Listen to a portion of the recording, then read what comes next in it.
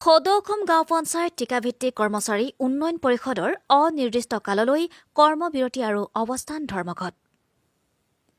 যোৱা 29/1/2022 শনিবাৰে letter number DRD 15/13/2015/250ৰ আমন্ত্ৰণক্ৰমে আয়ুক্ত মহোদয় সভাকক্ষত বিভাগীয় ঊৰ্ধ্বতম আৰু পঞ্চায়ত ও গ্ৰামোন্নয়ন বিভাগৰ ঠিকাভিত্তিক কৰ্মচাৰী পৰিষদৰ মাজত আয়ুক্ত মহোদয়ৰ সভাপতিত্বত এখনি আলোচনা অনুষ্ঠিত হৈছিল। সেই আলোচনাত পঞ্চায়ত ও গ্ৰামোন্নয়ন বিভাগৰ ঠিকাভিত্তিক কৰ্মচাৰী পৰিষদে সুসিদ্ধান্ত নোপোৱাত আজিৰে পৰাই অৰ্থাৎ 1/2/2022 পৰা অনিৰ্দিষ্ট কাললৈ কৰ্মবিৰতি আৰু অৱস্থান ধৰ্মঘটৰ দৰে গণতান্ত্ৰিক কাৰ্যসূচী চলাই নিবলৈ সিদ্ধান্ত গ্ৰহণ কৰিছে। তাৰ ফলশ্ৰুতিত বৰপেটাৰ কয়াকুছিত পাকা বেতবাৰী উন্নয়ন খণ্ডত ৰাতিপুৱাৰ পৰা সদৌ অসম গাঁও পঞ্চায়ত ঠিকাভিত্তিক কৰ্মচাৰী উন্নয়ন পৰিষদে অনিৰ্দিষ্ট কাললৈ কৰ্মবিৰতি আৰু অৱস্থান ধৰ্মঘট কাৰ্যসূচী ৰূপায়ণ কৰিছে।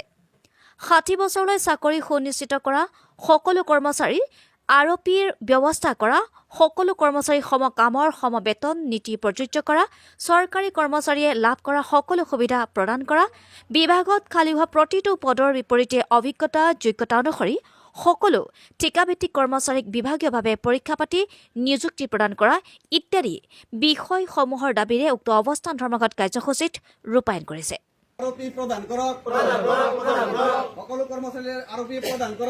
অসমৰ মুখ্যমন্ত্ৰী ডঃ হিমন্ত বিশ্ব শৰ্মাৰ হস্তক্ষেপ বিচাৰি অনতিপলমে তেখেতসকলৰ দাবী পূৰণ কৰিবলৈ অনুৰোধ জনাইছে। নহলে সদৌ অসম গাঁও পঞ্চায়ত ঠিকাভিত্তিক কৰ্মচাৰী উন্নয়ন পৰিষদে অনিৰ্দিষ্ট কাললৈ কৰ্মবিৰতি আৰু অৱস্থান ধৰ্মঘট চলাই যাব বুলি হুংকাৰ প্ৰদান কৰে। সৰুক্ষেত্ৰীৰ পৰা আৰছাদ আলীৰ ৰিপৰ্ট, টি লাইভ আছাম।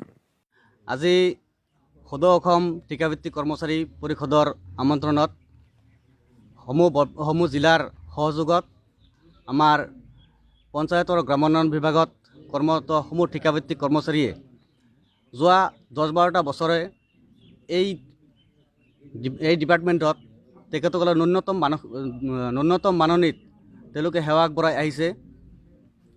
যোৱা 12 বছৰৰ পৰাই তৃণমূল পৰ্যায়ত চৰকাৰৰ দ্বাৰা যিমান ধৰণৰ স্কিম তেওঁলোকে দিছে, গাঁও পঞ্চায়ত পৰ্যায়ত গাঁওভিত্তিক যিমান স্কিম দিছে, সমূহ স্কিম আমাৰ এই ঠিকাভিত্তিক কৰ্মচাৰী পৰিষদৰ সমূহ সদস্যই সুচাৰুৰূপে সমূহ কাম তেওঁলোকে নিয়াৰিকৈ পালন কৰি গৈছে। এটা সামান্যতম মজুৰিৰ বিনিময়ত দিনে নিশাই তেওঁলোকে COVID-19ৰ সময়ত হওক, বানপানীৰ সময়ত হওক, সমূহ সময়তে তেওঁলোকে নিস্বাৰ্থভাৱে তেওঁলোকে সেৱা আগবঢ়াই যোৱাৰ পিছত যোৱা 12টা বছৰে আমি বহুবাৰ আয়ুক্ত মহোদয়ক হওক, মন্ত্ৰীসকলক হওক, তেখেতসকলক কৰজোৰে মিনতি কৰিছোঁ, তেখেতসকলক বহুবাৰ আমন্ত্ৰণ জনাইছোঁ, বহুত তেওঁলোকক হাতযোৰ কৰিছোঁ। কৰাৰ পিছতো আমাক কোনো ধৰণে তেখেতসকলে গুৰুত্ব প্ৰদান কৰা দেখা হোৱা নাই।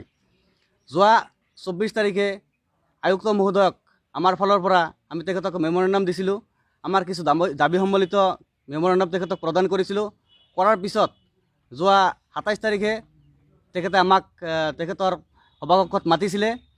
মাতাৰ পিছত তেখেতসকলে যিখিনি আমাক উত্তৰ দিলে সেইখিনিত আমি সন্তুষ্ট নহয় আমাৰ সদৌ অসম ঠিকাভিত্তিক কৰ্মচাৰী পৰিষদে আজি 1 তাৰিখৰ পৰা অৱস্থান ধৰ্মঘট, অনিৰ্দিষ্ট কাললৈ অৱস্থান ধৰ্মঘট পালন কৰাৰ কাৰণে আমি সিদ্ধান্ত লৈছোঁ। আৰু আজি আমাৰ এই অৱস্থান ধৰ্মঘটৰ আজি প্ৰথম দিন। এই প্ৰথম দিনতে আমি চৰকাৰক অনুৰোধ জনাইছোঁ যে আমাৰ যিখিনি দাবী আছে, 60 বছৰলৈকে আমাৰ কৰ্মচাৰীসকলক চাকৰিৰ নিশ্চয়তা প্ৰদান কৰিব লাগে, আমাৰ কৰ্মচাৰীক আৰপি প্ৰদান কৰিব লাগে, সমকামৰ সমবেতন দিব লাগে, লগতে আমাৰ যোগ্যতা অনুসৰি ডিপাৰ্টমেণ্টত যিমান চাকৰি ওলায় সেই যোগ্যতা অনুসৰি ডিপাৰ্টমেণ্টৰ পৰীক্ষা পাতি আমাক নিযুক্তি প্ৰদান কৰিব লাগে। এই দাবী সম্বলিত স্মাৰকপত্ৰ আমি বহুবাৰ দিছোঁ চৰকাৰক। এইবাৰ আমি কৰজোৰে মিনতি কৰিছোঁ যাতে আমাৰ ফালে অলপ চকু মেলি চাই মুখ্যমন্ত্ৰীৰ প্ৰত্যক্ষ হস্তক্ষেপ আমি দাবী কৰিছোঁ। আমাৰ সন্মানীয় মুখ্যমন্ত্ৰী শ্ৰী মাননীয় হিমন্ত বিশ্ব শৰ্মা ডাঙৰীয়া যাতে আমাৰ এই দাবীসমূহত প্ৰত্যক্ষ হস্তক্ষেপ কৰে আৰু আমাৰ দাবীসমূহ যাতে পূৰণ কৰে, আপোনালোকৰ মিডিয়াৰ জৰিয়তে তেখেতক আমি জনাবলৈ চেষ্টা কৰিছোঁ। ধন্যবাদ।